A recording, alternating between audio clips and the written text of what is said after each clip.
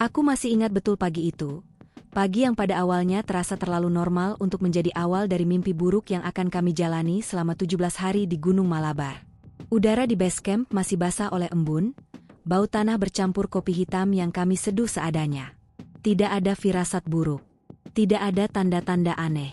Setidaknya, itulah yang kami pikirkan saat itu. Namaku Raffi, dan akulah yang menuliskan cerita ini. Bukan untuk sensasi, bukan untuk menakut-nakuti, tapi sebagai pengingat bahwa ada tempat-tempat tertentu yang tidak bisa kita datangi hanya dengan peta dan keberanian. Ada wilayah yang menuntut izin, bukan sekadar persiapan. Kami berlima berangkat dengan semangat yang sama. Dimas, yang paling berpengalaman, selalu berjalan di depan. Arga, si humoris, tak pernah berhenti bercanda bahkan saat karirnya terasa paling berat. Nino, pendiam dan religius, seringkali memilih diam dan berzikir pelan saat berjalan. Dan Bayu, yang paling muda di antara kami, penuh rasa ingin tahu dan terlalu berani untuk ukuran pendaki pemula. Gunung Malabar bukan tujuan pertama kami, tapi justru karena itulah kami memilihnya. Jalurnya dikenal sepi, jarang dibicarakan, tidak seramai gunung-gunung lain di Jawa Barat. Cocok buat healing, kata Arga sambil tertawa kecil. Kami semua mengangguk, tanpa tahu bahwa kesunyian Malabar bukanlah ketenangan, melainkan penantian. Di base camp, seorang pria paruh-baya memperhatikan kami sejak tadi. Wajahnya biasa saja, tapi tatapannya terlalu lama. Saat aku menghampirinya untuk mencatatkan data pendakian, ia bertanya singkat, 5 orang. Aku mengangguk. Jangan berpencar, katanya pelan, nyaris seperti berbisik. Lalu ia menambahkan sesuatu yang saat itu tidak kami pahami. Kalau dengar dipanggil, jangan jawab. Aku tertawa kecil, mengira itu hanya nasihat khas orang gunung yang penuh mitos. Setelah menandatangani buku tamu, kami pun berangkat. Tak satu pun dari kami mengingat wajah pria itu lagi. Bahkan aku mulai ragu apakah ia benar-benar ada. Jalur awal Malabar ramah. Tanahnya padat, pepohonan rapi, dan sinar matahari masih bebas menembus dedaunan. Kami berjalan santai, bercakap tentang hal-hal sepele, pekerjaan, rencana setelah turun, dan makanan apa yang akan kami santap di puncak nanti. Sesekali terdengar suara burung, kadang angin yang menggesek ranting. Semua terasa seperti pendakian biasa. Namun setelah 1 jam berjalan, suasana perlahan berubah. Bukan secara drastis, tapi cukup halus hingga hampir tak terasa. Hutan menjadi lebih rapat. Cahaya matahari mulai sulit masuk. Suara burung menghilang, digantikan oleh keheningan yang aneh. Bahkan langkah kaki kami sendiri terdengar terlalu jelas. Aneh ya, sepi banget, Bayu memecah keheningan. Namanya juga Malabar, jawab Dimas. Gunung tua. Aku mengangguk, tapi entah kenapa dadaku terasa sedikit sesak. Seperti ada yang mengawasi dari kejauhan, bukan dengan niat menyerang, tapi menilai. Menimbang. Kami berhenti sejenak di sebuah dataran kecil untuk minum. Saat itulah aku menyadari sesuatu yang ganjil. Bau udara di sana berbeda. Ada aroma samar seperti bunga layu bercampur tanah basah. Bukan bau hutan yang biasa aku kenal. Cium gak? Tanyaku. Yang lain mengendus-endus udara. Arga mengangkat bahu. Biasa aja. Aku memilih diam. Mungkin hanya perasaanku saja. Kami melanjutkan perjalanan. Jalur mulai menanjak, tapi masih jelas terlihat. Pita penanda masih sesekali tampak di batang pohon. Namun semakin lama, aku merasa waktu berjalan aneh. Kami sudah berjalan cukup lama, tapi posisi matahari seakan tak berubah. Jam di pergelangan tanganku menunjukkan waktu yang terasa tidak masuk akal dibandingkan jarak yang sudah kami tempuh. Saat itulah kejadian kecil pertama terjadi. Aku berjalan di urutan keempat. Bayu ada di belakangku. Tiba-tiba aku mendengar suara langkah tambahan, seolah ada 1 orang lagi di antara kami. Aku menoleh ke belakang, mengira Bayu mendekat. Namun Bayu masih beberapa meter di belakang, berhenti mengikat tali sepatunya. Lu denger nggak? Tanyaku pelan saat ia menyusul. Dengar apa? Langkah kaki. Bayu mengernyit, lalu tertawa kecil. Perasaan doang kali. Aku ingin mempercayainya. Benar-benar ingin, tapi sejak saat itu, Aku mulai sadar bahwa Gunung Malabar tidak sepenuhnya kosong seperti yang terlihat. Kami tiba di lokasi rencana camp pertama menjelang sore. Tempatnya datar, cukup aman, dikelilingi pepohonan besar yang entah kenapa terasa terlalu rapat. Saat mendirikan tenda, suasana kembali terasa normal. Canda tawa muncul lagi. Api unggun menyala. Mungkin kami hanya terlalu lelah. Namun saat malam turun, aku mendengar sesuatu dari dalam tenda. Suara yang sangat pelan. Seperti seseorang menyebut namaku, ditelan angin. Raffi. Aku terdiam, jantungku berdegup kencang. Aku teringat ucapan pria di base camp. Kalau dengar dipanggil, jangan jawab. Aku menarik sleeping bag lebih erat dan memilih diam. Di luar, hutan Malabar tetap sunyi. Terlalu sunyi. Dan tanpa kami sadari, malam itu adalah awal dari hari-hari ketika kami bukan lagi sekadar pendaki, melainkan tamu yang tersesat di wilayah yang tidak ingin kami kenal. Pagi di Gunung Malabar datang, tanpa benar-benar terasa seperti pagi. Aku terbangun bukan karena sinar matahari atau suara burung, melainkan karena perasaan tidak nyaman, seolah ada sesuatu yang berdiri terlalu dekat dengan tenda. Udara dingin menusuk, lebih dingin dari malam-malam pendakian yang pernah kualami sebelumnya. Saat kubuka resleting tenda, kabut tipis menggantung rendah, membuat jarak pandang hanya beberapa meter ke depan. Yang pertama kulihat adalah Dimas, sudah duduk sambil menatap hutan dengan wajah serius. Matanya cekung, seakan ia juga tidak tidur nyenyak semalam. "Kalian dengar apa-apa enggak?" tanyanya tanpa menoleh. Aku ragu sejenak sebelum menjawab. "Kayak ada yang manggil nama gue." Dimas mengangguk pelan. "Gue juga." Tak ada penjelasan lanjutan. Kami memilih menyimpan perasaan itu masing-masing. Di gunung, kadang membicarakan hal semacam itu justru membuatnya semakin nyata. Kami sarapan seadanya, lalu beres-beres untuk melanjutkan perjalanan. Target hari itu sederhana. Naik sedikit lagi, mencari jalur yang menurut peta seharusnya membawa kami mendekati pos berikutnya. Cuaca mendukung, meski matahari masih enggan menembus kabut. Semuanya terlihat aman, terlalu aman. Saat melangkah meninggalkan camp, aku menoleh ke belakang. Entah kenapa, lokasi kami bermalam terasa berbeda dari kemarin sore. Pepohonan tampak lebih rapat, jalur masuk ke area camp hampir tak terlihat. Seakan tempat itu tidak pernah dimaksudkan untuk ditemukan kembali. Kami berjalan beriringan. Dimas memimpin, Arga di belakangnya, lalu Nino, aku, dan Bayu paling belakang. Jalur awal masih jelas, tanah padat dengan jejak kaki pendaki lama. Namun setelah sekitar 30 menit, sesuatu mulai terasa janggal. Pita penanda yang sebelumnya sesekali terlihat, kini menghilang. "Masih jalur ini, kan?" tanya Arga sambil berhenti. Dimas membuka peta dan mengecek GPS. Keningnya berkerut. "Harusnya iya."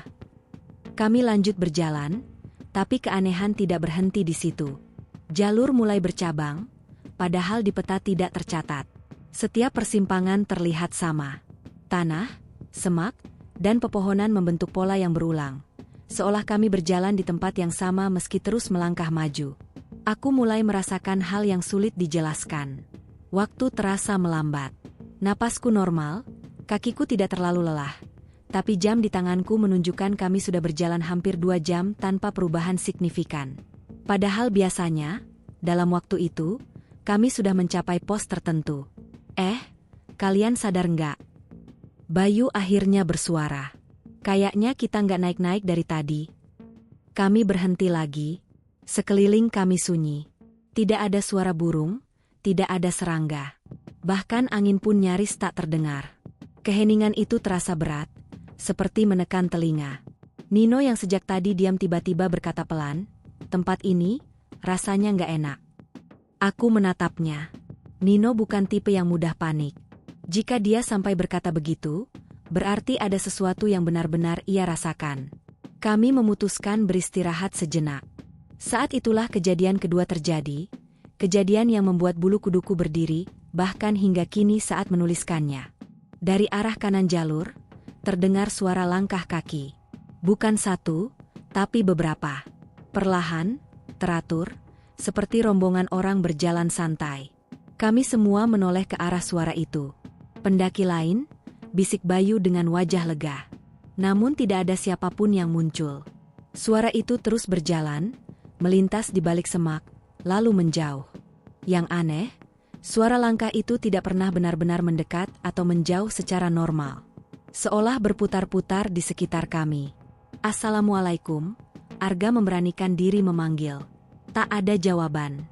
Suara langkah tiba-tiba berhenti. Hening kembali menelan hutan. Dimas langsung menoleh tajam ke Arga. "Gue bilang jangan banyak manggil." Arga menelan ludah. "Refleks, bro." Kami memutuskan melanjutkan perjalanan, tapi kali ini dengan jarak lebih rapat. Tidak ada lagi canda. Setiap orang sibuk dengan pikirannya sendiri. Aku mulai memperhatikan detail-detail kecil yang sebelumnya luput. Pohon-pohon dengan bentuk akar aneh seperti tangan, batu besar yang terasa seperti menandai sesuatu, dan jalur yang perlahan menyempit lalu melebar lagi tanpa pola jelas. Sekitar 1 jam kemudian, kami sampai di sebuah tempat yang membuat kami saling berpandangan bingung. Kami pernah melewati tempat ini. Aku yakin. Sebuah pohon besar dengan bekas sayatan di batangnya, dan batu datar di sampingnya yang tadi kami jadikan tempat duduk. Bahkan sisa puntung rokok Arga masih ada di sana. "Ini, nggak mungkin," gumam Bayu. Dimas menatap sekeliling, wajahnya pucat. Kita muter. Perasaan panik mulai merayap. Kompas menunjukkan arah yang tidak konsisten, berputar-putar tanpa alasan. GPS kehilangan sinyal sepenuhnya. Peta tak lagi masuk akal. Aku mencoba menelan rasa takut yang mulai naik ke tenggorokan. Dalam kepalaku, terngiang kembali suara pria di base camp. "Jangan berpencar. Kalau dengar dipanggil, jangan jawab." Kami belum berpencar. Tapi kami sudah mulai kehilangan arah. Menjelang sore, kabut turun lebih tebal. Jarak pandang menyempit drastis. Kami memutuskan mencari tempat untuk bermalam, meski belum mencapai target. Saat memilih lokasi camp, aku merasa seperti ada yang memperhatikan dari balik kabut. Malam itu, suasana lebih mencekam dari sebelumnya. Api unggun sulit menyala, seolah udara menolaknya. Saat akhirnya berhasil, nyalanya kecil dan tidak stabil. Saat aku duduk memandangi api, terdengar suara pelan dari arah gelap. "Kalian salah jalan." Suaranya datar, seperti orang dewasa berbicara pelan. Aku menoleh cepat. Tidak ada siapapun. Jantungku berdegup kencang. Aku ingin bertanya pada yang lain apakah mereka mendengarnya. Tapi lidahku keluh. Karena di dalam hati, aku mulai sadar satu hal yang menakutkan. Bukan kami yang salah memilih jalur. Kami sedang di bawah. Hari ketiga di Gunung Malabar, seharusnya menjadi titik kami menemukan kembali jalur yang benar. Setidaknya, itu yang kami yakini sebelum matahari terbit pagi itu. Aku bangun dengan kepala berat dan perasaan tidak tenang, seperti ada mimpi yang belum sepenuhnya pergi. Dalam mimpiku, aku berjalan sendirian di jalur yang sama, berputar tanpa ujung, sementara dari kejauhan seseorang terus memanggil namaku dengan suara yang semakin lama semakin dekat. Aku duduk di depan tenda sambil menggosok wajah. Kabut pagi masih tebal, lebih pekat dari hari sebelumnya. Api unggun malam tadi sudah padam, menyisakan arang hitam dan abu dingin. Dimas sedang membongkar tas, memeriksa logistik dengan wajah muram. "Air tinggal setengah," katanya singkat. Kalimat itu langsung menambah beban di dadaku. Baru hari ketiga, tapi situasinya sudah terasa seperti kami terjebak lebih lama dari yang direncanakan. Kami sepakat mencoba kembali ke jalur yang kami yakini benar. Prinsip dasar pendakian, jangan panik, jangan memaksakan diri, dan tetap bersama. Mudah diucapkan, sulit dijalani saat setiap langkah terasa salah. Kami mulai berjalan mengikuti arah yang menurut kompas adalah utara. Awalnya terasa meyakinkan. Jalur sedikit menurun, semak tidak terlalu rapat. Aku mulai berharap mungkin semua keanehan kemarin hanyalah efek kelelahan dan sugesti. Harapan itu tidak bertahan lama. Sekitar 40 menit berjalan, aku merasa langkah kami terlalu familiar. Pepohonan di kiri dan kanan tampak sama. Bahkan pola akar yang mencuat di tanah terlihat, seperti pernah kulihat sebelumnya. "Stop," kataku tiba-tiba. Yang lain berhenti. Aku menunjuk ke depan. "Pohon itu." Dimas menatap lurus, lalu menghela napas panjang. Di depan kami berdiri pohon besar dengan bekas sayatan melingkar di batangnya. Tanda yang kemarin kami buat sendiri, untuk memastikan kami tidak berputar. Ini nggak masuk akal, Arga bergumam.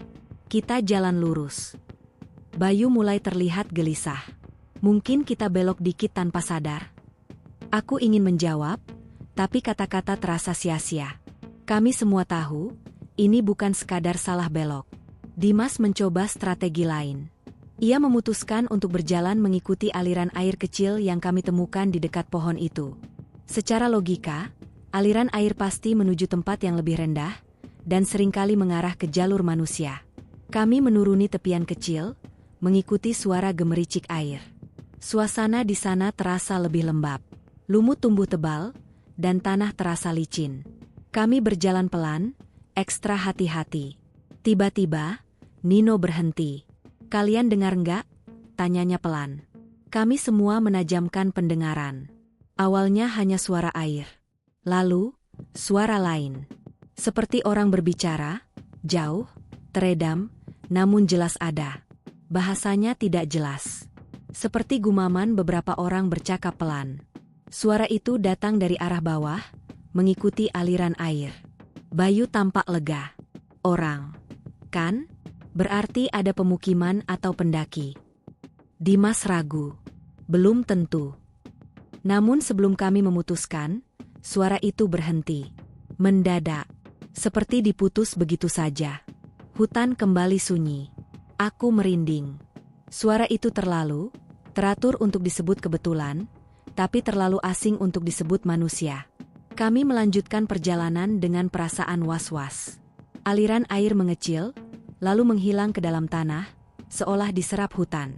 Jalur pun kembali membingungkan. Tidak ada tanda-tanda kehidupan manusia. Sekitar tengah hari, sesuatu yang lebih aneh terjadi. Jam tanganku menunjukkan pukul 12 siang. Namun cahaya di sekitar kami tidak berubah sejak pagi. Matahari tidak terlihat, dan bayangan nyaris tidak ada. Waktu seperti berhenti. "Ada yang jamnya aneh?" tanyaku.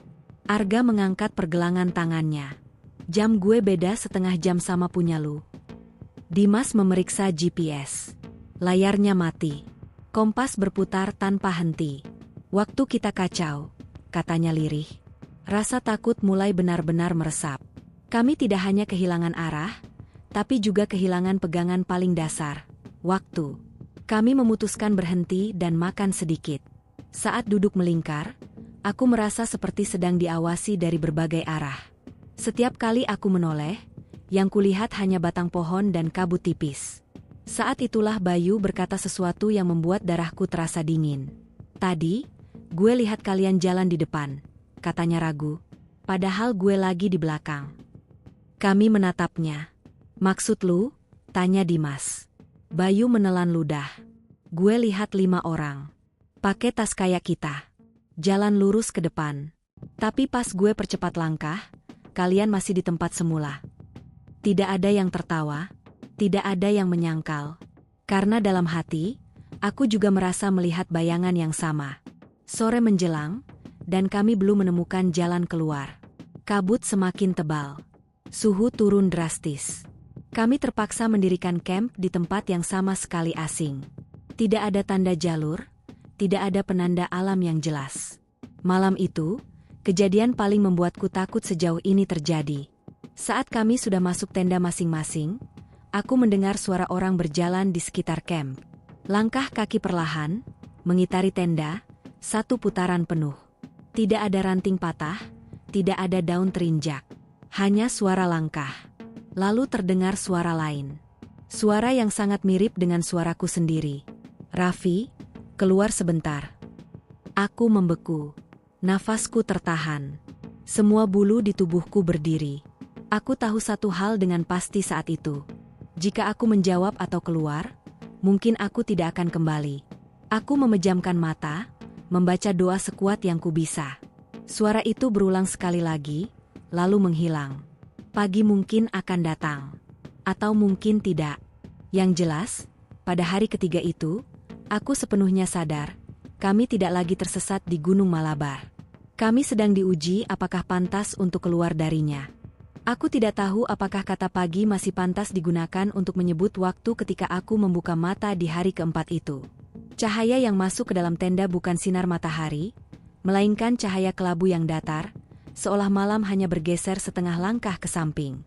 Udara terasa lebih berat, seperti menekan dada sejak tarikan napas pertama. Aku mengecek jam tangan, jarumnya bergerak, tapi aku tidak yakin ia menunjukkan waktu yang benar. Aku keluar dari tenda dengan langkah pelan.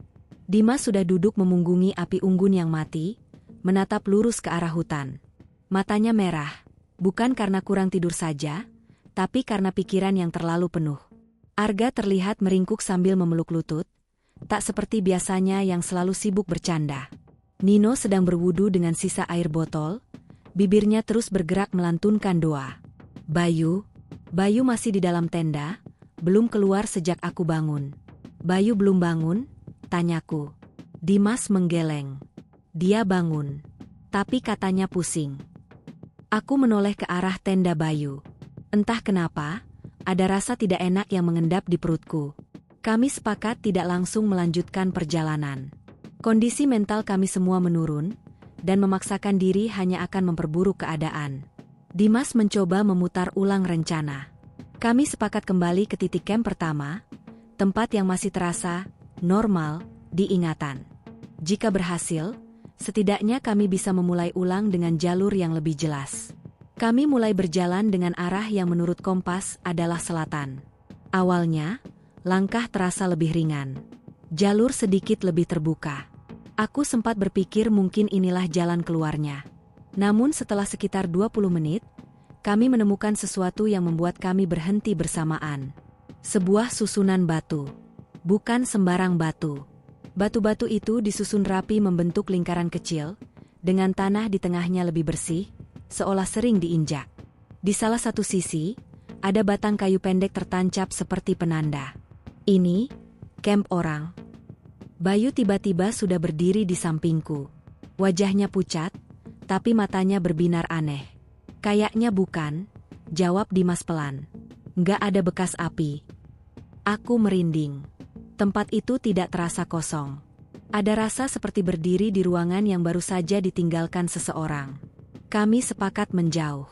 Namun sejak melewati tempat itu, suasana berubah drastis. Hutan menjadi lebih sunyi, seolah suara kami sendiri diserap oleh pepohonan. Setiap kali aku melangkah, aku merasa seperti melangkah ke wilayah yang salah. Bayu mulai bertingkah aneh. Ia sering berhenti tanpa alasan, menatap ke arah tertentu sambil tersenyum tipis. "Lu kenapa, Yu?"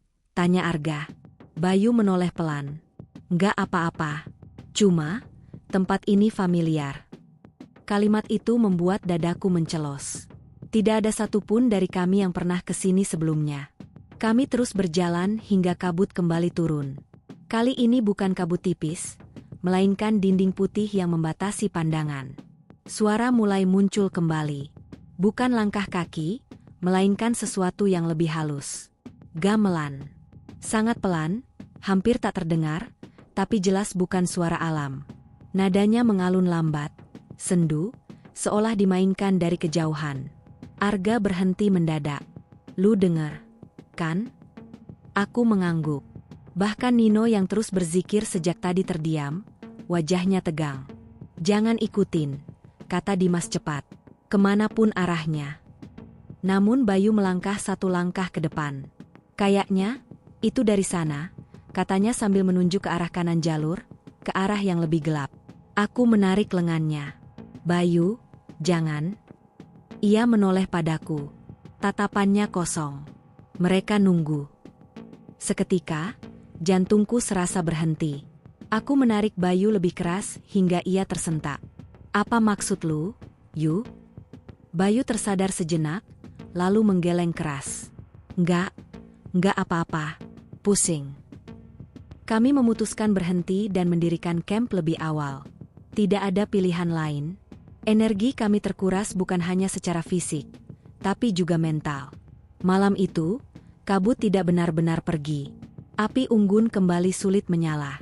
Saat akhirnya berhasil, nyalanya berwarna aneh, lebih pucat dari biasanya. Saat aku duduk memandangi api, tiba-tiba tercium bau kemenyan. Jelas. Kuat. Bukan lagi samar seperti hari pertama. Nino, bisikku, lu bakar apa? Nino menggeleng cepat. Demi Allah, nggak ada. Bau itu semakin kuat, lalu perlahan menghilang. Bersamaan dengan itu, suara gamelan terdengar lagi, lebih dekat. Dari balik kabut, aku melihat bayangan. Siluet-siluet manusia berdiri diam, berjajar, seolah menonton kami. Tidak bergerak, tidak mendekat, hanya berdiri. Aku ingin berteriak, tapi suaraku terkunci. Bayu berdiri perlahan. Mereka bilang kita tamu, katanya lirih. Dimas langsung berdiri, menarik Bayu ke belakang. Lu duduk. Sekarang. Bayangan itu perlahan memudar bersama kabut. Suara gamelan berhenti. Hutan kembali sunyi. Kami semua terdiam lama setelah itu. Tidak ada yang berani membicarakan apa yang baru saja kami lihat. Malam itu, sebelum tidur, aku menulis satu kalimat di buku catatan kecil yang selalu kubawa. Gunung Malabar bukan sekadar tempat. Ia adalah wilayah dengan aturan sendiri. Dan kami, tanpa sadar, telah melanggarnya. Aku tidak tahu apa yang menunggu kami di hari-hari berikutnya. Tapi satu hal pasti, kami tidak lagi hanya tersesat secara fisik. Kami telah melangkah terlalu jauh ke dalam dunia yang seharusnya tidak kami lihat. Hari kelima menjadi hari ketika kami mulai benar-benar merasakan arti kelelahan yang sesungguhnya. Bukan hanya pada kaki yang pegal dan bahu yang nyeri karena beban carrier, tapi kelelahan yang merayap perlahan ke pikiran, menggerogoti kewarasan satu persatu. Aku terbangun dengan kepala berat, tenggorokan kering, dan perasaan kosong yang sulit dijelaskan, seolah semangat hidupku tertinggal entah di mana di dalam hutan Malabar. Persediaan air kami menipis lebih cepat dari perkiraan.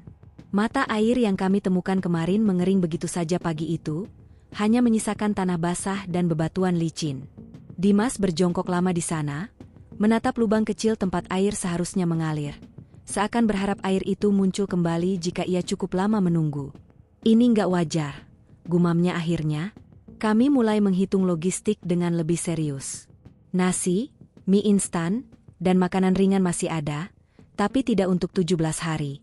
Bahkan untuk seminggu pun akan sulit jika kami terus berjalan tanpa arah. Arga mencoba bercanda seperti biasa, tapi tawanya terdengar dipaksakan. Tenang aja, nanti juga ketemu warung, katanya sambil tersenyum lebar. Tak satu pun dari kami tertawa. Kami melanjutkan perjalanan dengan langkah lebih lambat. Jalur hari itu terasa lebih berat, meski secara kontur tidak terlalu menanjak. Kakiku sering terasa seperti menginjak tanah lunak. Padahal saat kulihat, tanah itu keras. Sesekali aku merasa ada yang menarik ujung sepatuku dari belakang, membuatku hampir terjatuh. Bayu semakin sering melamun. Ia berjalan paling belakang, dan beberapa kali tertinggal cukup jauh. Saat ku tegur, ia hanya mengangguk tanpa benar-benar menatapku. Lu dengar suara anak kecil nggak? Tanyanya tiba-tiba. Aku berhenti. Suara apa? Kayak orang ketawa, pelan. Aku tidak menjawab, karena dalam hati, aku juga mendengar sesuatu. Bukan tawa anak kecil, tapi bisikan yang bercampur dengan suara angin, menyebut kata-kata yang tidak bisa kupahami. Menjelang siang, Nino tiba-tiba berhenti berjalan. Wajahnya pucat, keringat dingin mengalir di pelipis. Gue nggak kuat, katanya pelan. Kepala gue pusing banget. Kami segera berhenti dan menurunkannya duduk. Dimas memeriksa kondisinya, memastikan tidak ada tanda-tanda cedera fisik. Semuanya tampak normal, tapi Nino terus mengeluh melihat bayangan hitam bergerak di sudut matanya. Banyak banget, bisiknya. Mereka mondar-mandir. Arga mulai terlihat panik. Siapa? No. Nino menutup wajahnya dengan kedua tangan. Yang nggak kelihatan. Suasana menjadi semakin mencekam. Aku merasa seperti hutan di sekitar kami semakin rapat, padahal secara visual tidak banyak berubah. Namun jarak antar pohon terasa lebih sempit, seolah ruang untuk bernapas makin menyempit. Kami memutuskan mendirikan kamp darurat lebih awal untuk memulihkan kondisi Nino. Saat menyiapkan tenda, aku menyadari satu hal yang membuat perutku mual. Tanah di sekitar kami penuh jejak kaki. Bukan jejak sepatu, melainkan jejak telanjang, kecil dan besar bercampur, mengitari area camp membentuk lingkaran tidak beraturan. Jejak-jejak itu tidak menuju atau menjauh, hanya berputar. "Dimas," panggilku pelan sambil menunjuk tanah. Wajah Dimas mengeras. "Jangan bahas. Jangan ditunjukin." Ia menatap kami satu persatu. "Anggap aja nggak ada." Malam itu menjadi malam terpanjang sejauh ini. Nino meracau dalam tidurnya, menyebut nama-nama yang tidak kami kenal. Arga beberapa kali terbangun karena merasa ada yang duduk di dekat kepalanya. Bayu justru tertidur pulas. Terlalu pulas untuk ukuran orang yang kondisinya sejak tadi aneh. Aku sendiri tidak bisa tidur. Dari dalam tenda, aku mendengar suara seperti orang berbisik-bisik, bergantian dengan suara napas panjang yang bukan berasal dari kami. Sesekali terdengar langkah kaki mengitari camp, berhenti tepat di luar tendaku, lalu menjauh. Di tengah malam, aku mendengar suara yang membuat darahku seketika dingin. Suara Dimas. "Raffi, lu bangun?" Aku menahan napas. Suara itu datang dari luar tenda, tepat di sampingku. Tapi aku tahu, Dimas tidur di tenda lain. Aku tidak menjawab. Suara itu terulang, kali ini lebih pelan, lebih dekat. "Buka bentar. Penting." Tanganku gemetar. Aku menarik sleeping bag hingga menutup telinga, membaca doa dalam hati tanpa suara. Beberapa detik, atau menit, kemudian, suara itu menghilang. Pagi akhirnya datang dengan cara yang aneh. Tidak ada perubahan cahaya yang jelas, hanya kabut yang sedikit menipis. Kami semua keluar tenda dengan wajah kusut dan mata merah. Dimas berbicara pertama kali. "Kita nggak bisa terus begini. Ada yang salah sama kondisi kita." Aku mengangguk.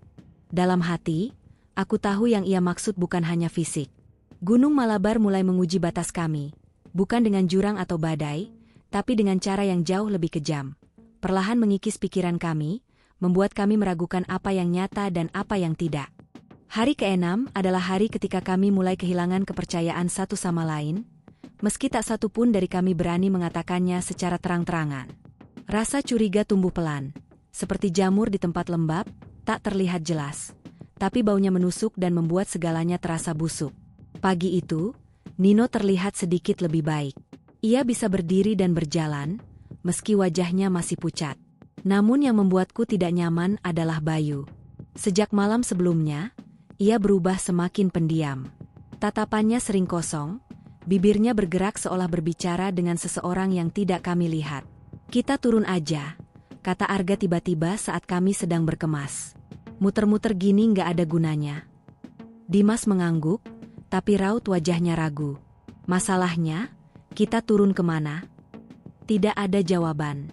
Jalur yang kami yakini sebagai jalan turun kemarin justru membawa kami kembali ke tempat yang sama. Setiap keputusan terasa salah, setiap arah seperti jebakan. Kami akhirnya memilih mengikuti jalur yang terlihat sedikit lebih terbuka ke arah barat. Tanahnya lebih rata, pepohonan tidak terlalu rapat. Untuk pertama kalinya setelah berhari-hari, aku merasakan secercah harapan. Dan seperti biasa di Malabar, harapan itu tidak bertahan lama. Sekitar 1 jam berjalan, kami melihat sesuatu di kejauhan. Sosok manusia. Itu orang, kan?" bisik Bayu. Kami semua berhenti. Jantungku berdegup kencang. Di antara pepohonan, sekitar 20 meter di depan, berdiri seorang pria. Pakaiannya lusuh, warnanya kusam, seperti sudah lama tidak dicuci. Ia berdiri membelakangi kami. "Assalamualaikum." Arga memanggil dengan suara sedikit bergetar. Pria itu perlahan menoleh. Wajahnya biasa saja, terlalu biasa. Tidak ada ekspresi, tidak tersenyum, tidak marah. Matanya kosong, seperti tidak benar-benar melihat kami. "Dari mana?" tanyanya datar. "Kami pendaki, Pak." "Tersesat?" jawab Dimas cepat. Pria itu mengangguk pelan. "Salah jalan." Kalimatnya sama persis dengan suara yang pernah kudengar beberapa malam lalu. "Lewat sini," katanya sambil menunjuk ke arah kanan, ke jalur sempit yang nyaris tertutup semak. "Lebih cepat." Ada sesuatu dalam nada suaranya yang membuat bulu kuduku berdiri. Terlalu tenang. Terlalu yakin. Dimas ragu. "Lewat situ kemana, Pak?" Keluar, jawabnya singkat. Bayu melangkah maju tanpa ragu. Ayo, Bang, kita ikut. Aku spontan menarik tas Bayu. Tunggu. Pria itu menatapku. Untuk sesaat, aku merasa dunia di sekitarku mengecil. Tatapannya kosong, tapi menusuk, seolah ia sedang mengukur sesuatu di dalam diriku.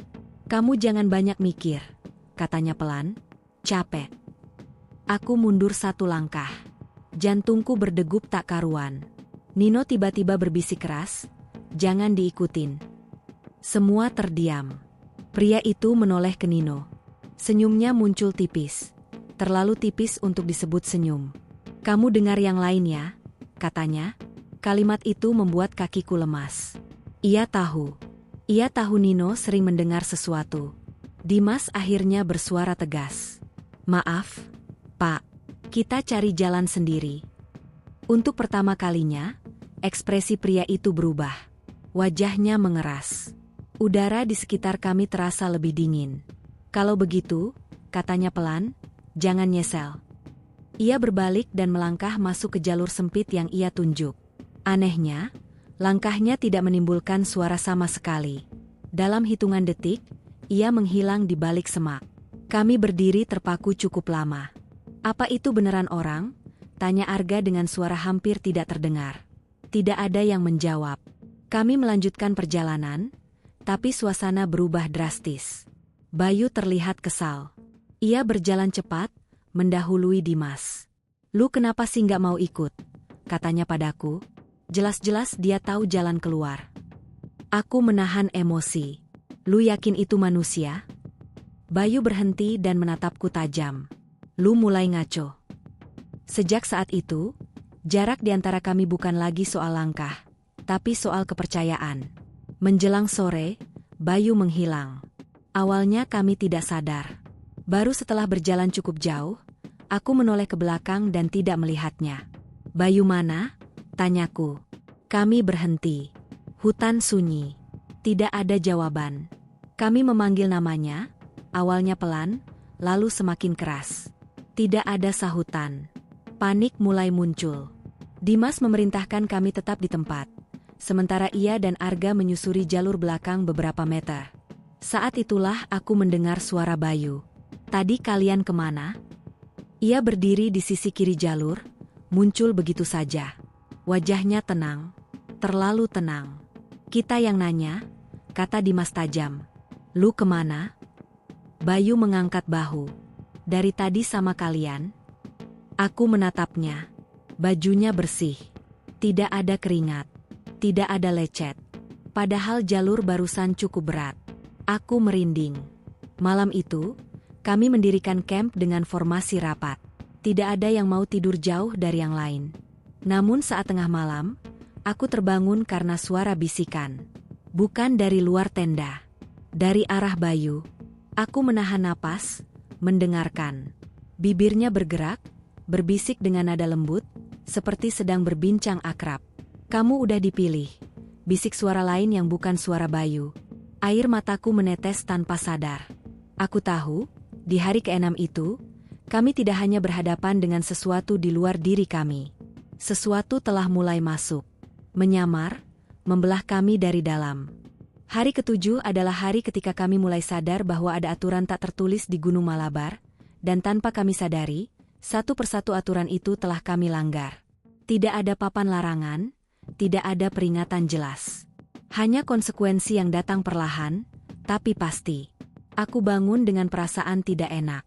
Bayu sudah duduk di luar tenda sejak subuh, memandangi kabut dengan ekspresi datar. Ia tidak menoleh saat aku keluar. Bahkan saat aku menyapanya, ia tidak menjawab. Bayu, panggilku lagi, kali ini lebih keras. Ia menoleh perlahan. Matanya merah, tapi bukan karena kurang tidur. Seperti orang yang menangis lama tanpa suara. Mereka marah, katanya pelan. Aku menelan ludah. Siapa? Bayu tersenyum tipis. Yang punya tempat ini. Aku mundur satu langkah.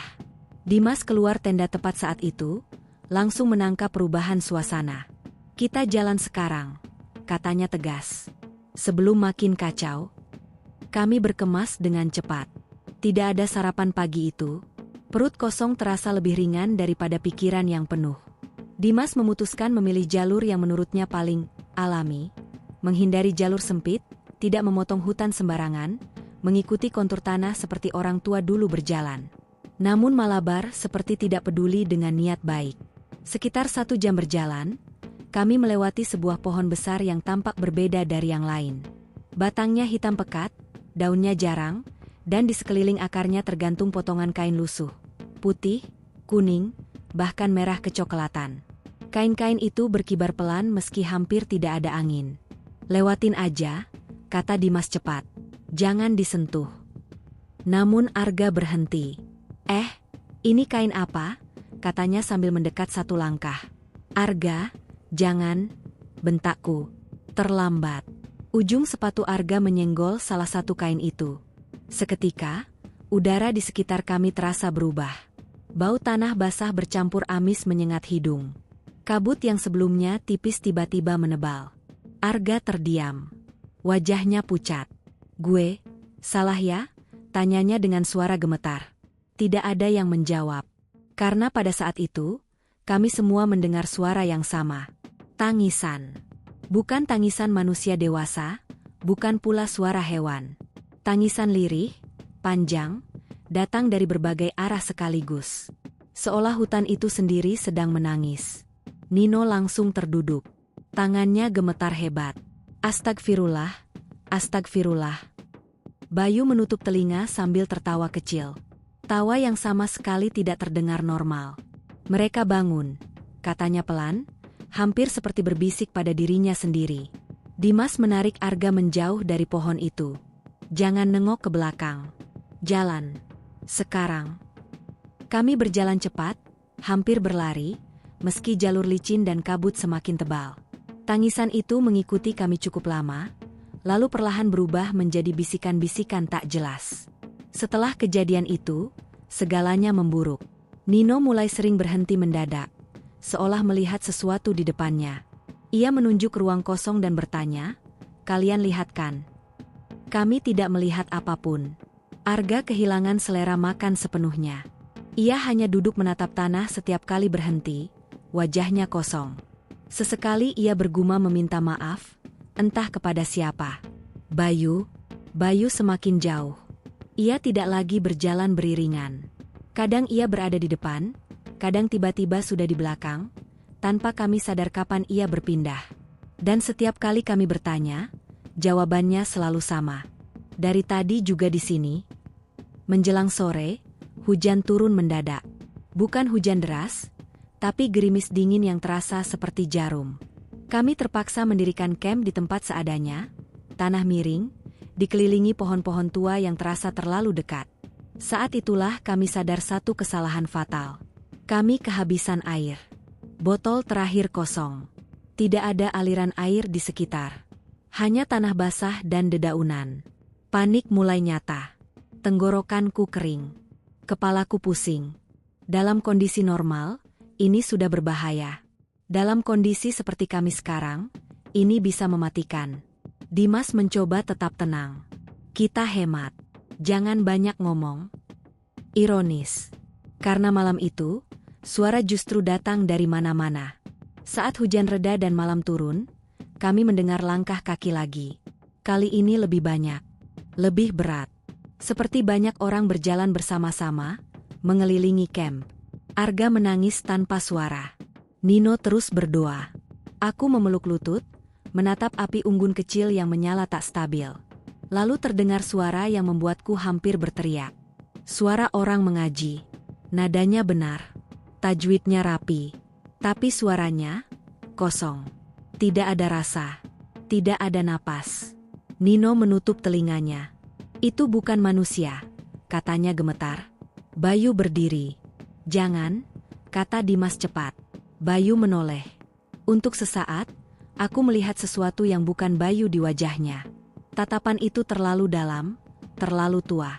"Mereka minta satu," katanya tenang. "Biar yang lain bisa pergi." Kata-kata itu menggantung di udara seperti ancaman. Aku sadar saat itu, Gunung Malabar tidak lagi sekadar menyesatkan kami. Ia mulai menagih. Dan kami, lelah, haus, dan rapuh, mulai menyadari bahwa bertahan hidup mungkin membutuhkan pengorbanan yang tidak pernah kami bayangkan. Hari ke-8 adalah hari ketika kesabaran kami benar-benar runtuh. Tidak ada lagi usaha untuk berpikir positif. Tidak ada lagi keyakinan bahwa kami hanya perlu menemukan jalur yang benar. Yang tersisa hanyalah rasa bertahan. Bertahan dari haus, dari lelah, dan dari ketakutan yang kini tidak lagi bersembunyi. Kami bertahan hidup dengan menampung air hujan dari plastik tenda. Setetes demi setetes. Rasanya seperti menunggu ampunan. Tenggorokanku perih, bibirku pecah-pecah. Bayu sama sekali tidak minum. Ia hanya duduk menatap kabut. Sesekali tersenyum kecil seolah menikmati sesuatu yang tidak bisa kami lihat. "Lu harus minum," kata Dimas keras. Bayu menoleh pelan. "Nggak haus." Aku tahu itu bohong. Semua orang haus. Tapi Bayu seperti tidak lagi terikat pada kebutuhan tubuhnya sendiri. Kami melanjutkan perjalanan siang itu dengan kondisi terburuk sejauh ini. Langkah gontai, kepala ringan, pandangan sesekali berkunang. Jalur yang kami lewati semakin tidak masuk akal. Naik sebentar, lalu turun curam, berputar, dan kembali ke tempat yang terasa familiar tapi tidak pernah benar-benar sama. Pada satu titik, Arga tiba-tiba berhenti dan tertawa kecil. "Heh, lucu ya," katanya. Kami menoleh serempak. Wajahnya basah oleh air mata, tapi ia tertawa. "Lucu kenapa?" tanyaku pelan. "Dari tadi kita jalan, tapi nggak kemana-mana," katanya sambil menunjuk sekeliling. "Kayak hamster di roda." Tawanya berubah menjadi isakan. Ia berjongkok dan memukul tanah dengan kepalan tangan. "Gue capek, Raf. Gue bener-bener capek." Aku ingin menenangkannya, tapi tanganku sendiri gemetar. "Aku juga capek. Kami semua capek." Nino semakin sering berzikir keras. Tidak lagi pelan seperti biasanya. Suaranya parau, seperti orang tenggelam yang berusaha bernapas. Setiap beberapa langkah, ia menoleh ke belakang, lalu mempercepat langkah, seolah dikejar sesuatu. "Jangan nengok," kata Dimas padanya. Nino menggeleng. Mereka makin dekat. Aku tidak berani bertanya siapa mereka. Sore hari, kabut turun begitu tebal hingga kami hanya bisa melihat satu sama lain dari jarak 2 meter. Kami berjalan saling berpegangan pada tali kecil yang kami ikat di tas masing-masing, seperti orang buta yang takut kehilangan sentuhan. Tiba-tiba, tali di tanganku mengendur. "Bayu," panggilku cepat. Tidak ada jawaban. Aku menoleh. Bayu tidak ada. Panik langsung meledak. "Berhenti," teriak Dimas. Kami berhenti serempak. Jantungku berdegup begitu kencang hingga terasa menyakitkan. Aku memanggil nama Bayu berulang kali, suaraku pecah. Tidak ada sahutan. Kabut di depan kami bergerak pelan, lalu dari dalamnya muncul Bayu. Ia berdiri sekitar 5 meter di depan, tanpa tas. "Ngapain berhenti?" tanyanya santai. Aku hampir menangis.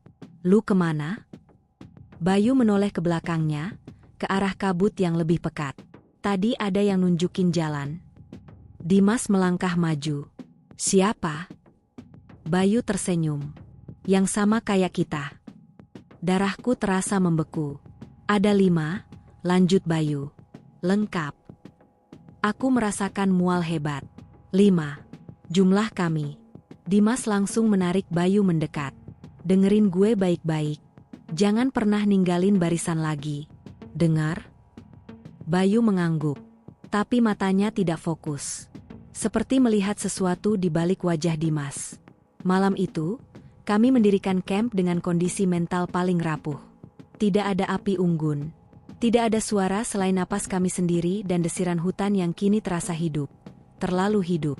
Saat aku setengah tertidur, aku mendengar suara percakapan pelan. Bukan dari luar. Dari dalam tenda Bayu. Aku membuka mata perlahan.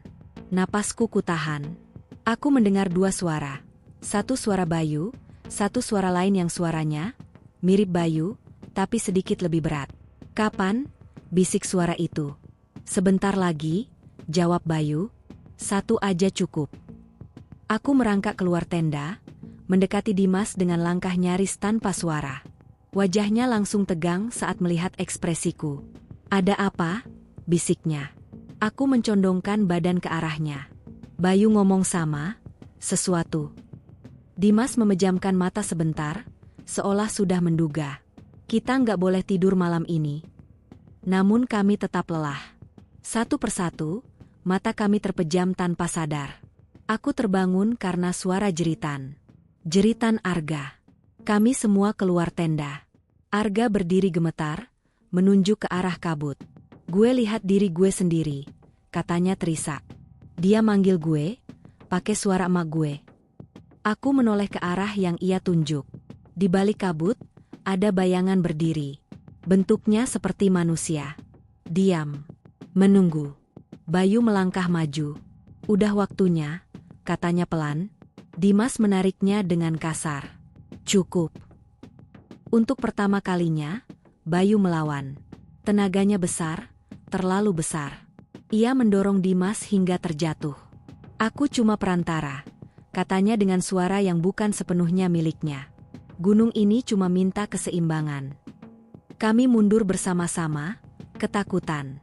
Bayangan itu tidak mendekat, tapi juga tidak pergi. Ia hanya berdiri, seperti yakin bahwa cepat atau lambat, salah satu dari kami akan menyerah. Dan di malam ke-8 itu, aku sadar satu hal yang membuat dadaku terasa hancur.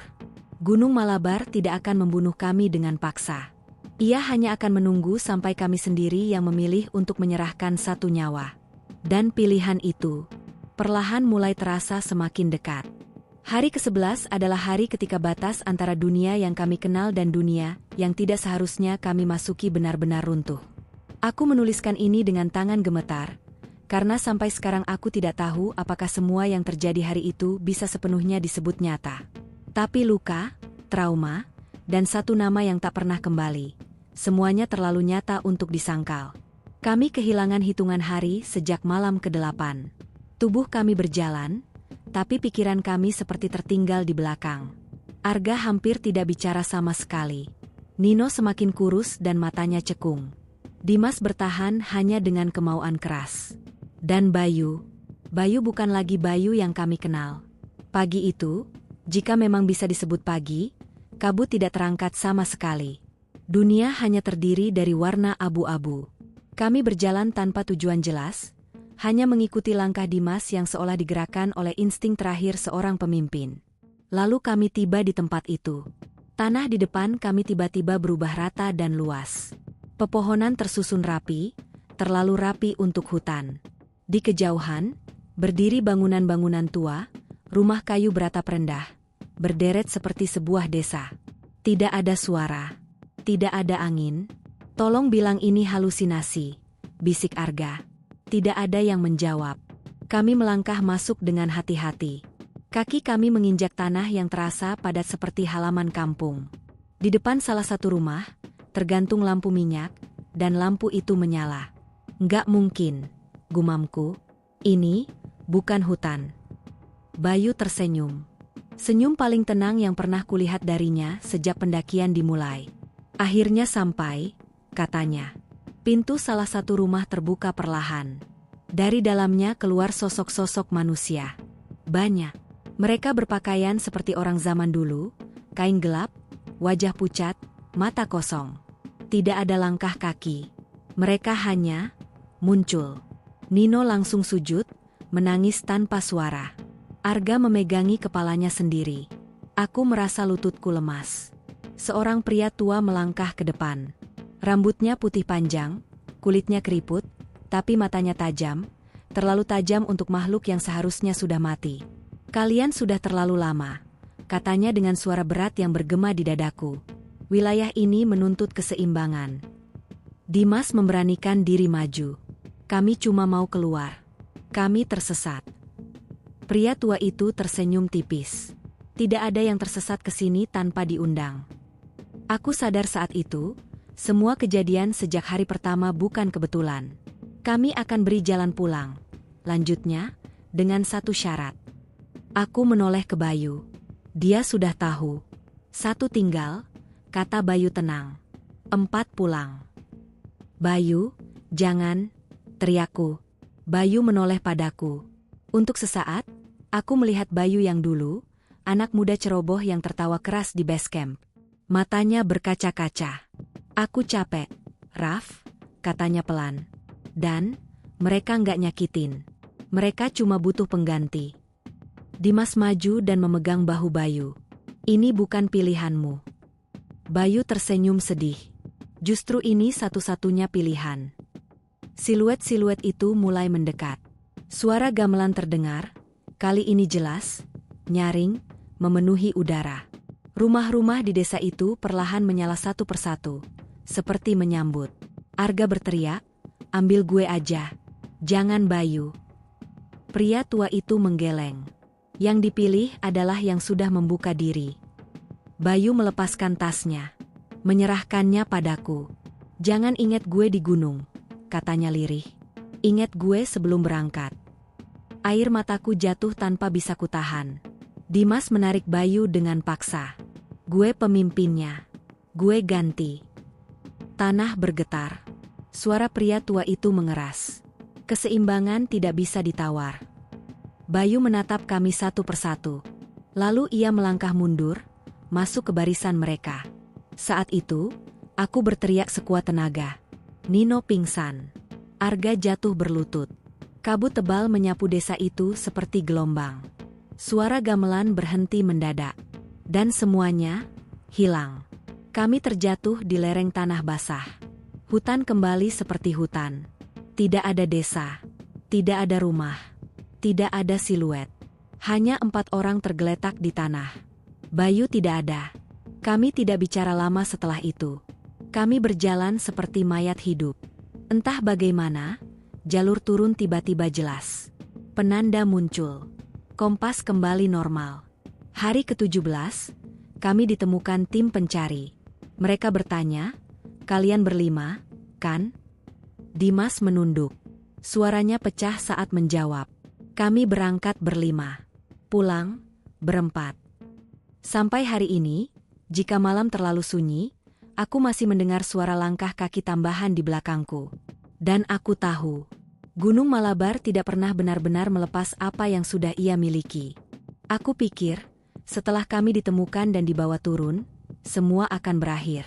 Bahwa penderitaan, ketakutan, dan bayang-bayang Gunung Malabar akan tertinggal di sana, di antara pepohonan dan kabut yang tidak pernah benar-benar ramah.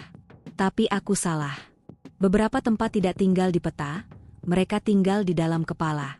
Hari ke-17, saat tim pencari akhirnya menemukan kami, aku hampir tidak bereaksi. Tubuhku terlalu lelah untuk merasa lega.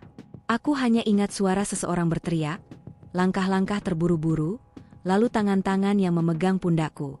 Dunia terasa terlalu terang, terlalu ramai, seperti mimpi yang dipaksa bangun. "Minum pelan-pelan," kata seorang relawan sambil menyodorkan botol. Air itu dingin, nyata. Aku menangis saat menelannya. Bukan karena haus saja, tapi karena untuk pertama kalinya setelah berhari-hari, aku yakin itu benar-benar ada. Kami dibawa turun dengan tandu. Di sepanjang perjalanan, aku melihat jalur yang begitu jelas.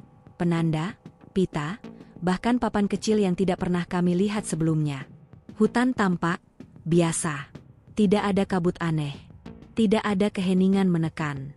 Gunung Malabar kembali menjadi gunung. Dan justru itu yang paling menakutkan. Di pos bawah, seseorang kembali menghitung kami. 4 orang. Aku menoleh refleks, seolah Bayu akan muncul dari balik pohon dengan senyum santainya. Tapi yang ada hanya ruang kosong. Dimas mengangguk pelan. Tidak ada penjelasan panjang. Tidak ada cerita. Hanya satu kalimat yang ia ulangi berkali-kali, seperti mantra yang menahan pikirannya agar tidak pecah. "Kami berangkat berlima." Berita resmi yang keluar beberapa hari kemudian singkat dan rapi. 4 pendaki selamat, 1 dinyatakan hilang. Diduga terpisah dan jatuh ke jurang.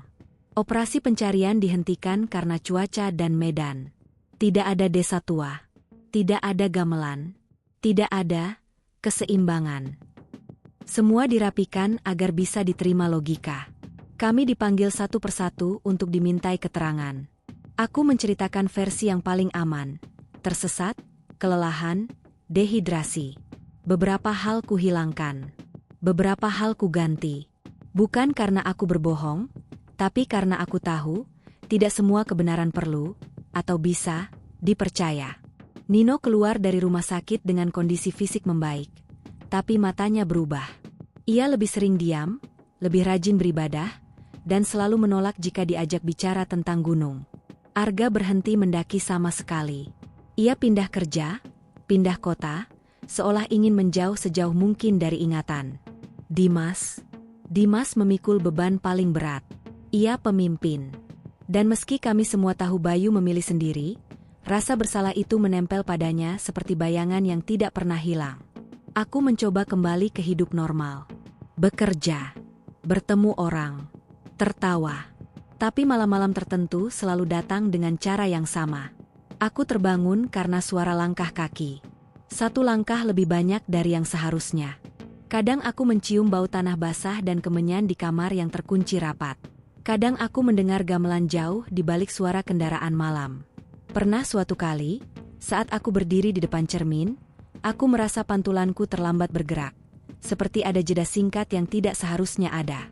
Yang paling sering, aku bermimpi tentang Bayu. Ia berdiri di tepi jalur, memakai carrier yang sama seperti hari pertama. Ia tidak tampak menderita, tidak terluka. Ia hanya menatapku dan berkata dengan suara tenang, "Lu udah keluar. Jangan balik." Aku bangun dengan dada sesak dan keringat dingin. Setiap kali.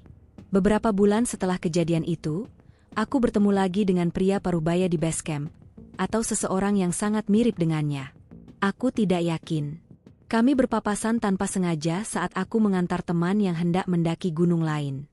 Ia menatapku lama, lalu berkata pelan, "Pulangnya lengkap." Aku tidak langsung menjawab. Ia mengangguk sendiri, seolah sudah tahu. Ada yang cocok, ada yang enggak. Gunung cuma nerima yang mau dengar. "Kalau yang tinggal?" tanyaku, suaraku hampir hilang. Ia menatap ke arah hutan. Ada yang pulang dengan cara lain. Aku tidak bertanya lagi. Aku menulis semua ini bukan untuk mencari pembenaran, apalagi sensasi. Aku menulis karena ada satu hal yang harus disampaikan. Hal yang tidak ada di buku panduan pendakian manapun. Gunung bukan cuma soal fisik. Bukan cuma soal jalur, cuaca, atau logistik. Ada tempat-tempat yang hidup dengan caranya sendiri. Yang tidak menolak manusia, tapi juga tidak membiarkan sembarang orang lewat tanpa konsekuensi. Jika kau datang hanya dengan peta dan ego, kau mungkin akan pulang tanpa sesuatu, atau seseorang. Kami berempat selamat. Tapi tidak ada satupun dari kami yang benar-benar kembali utuh. Dan setiap kali seseorang berkata, "Gunung Malabar aman, kok?" Aku hanya bisa tersenyum kecil. Karena aku tahu, aman atau tidaknya sebuah gunung, tergantung apakah ia mengizinkanmu pulang.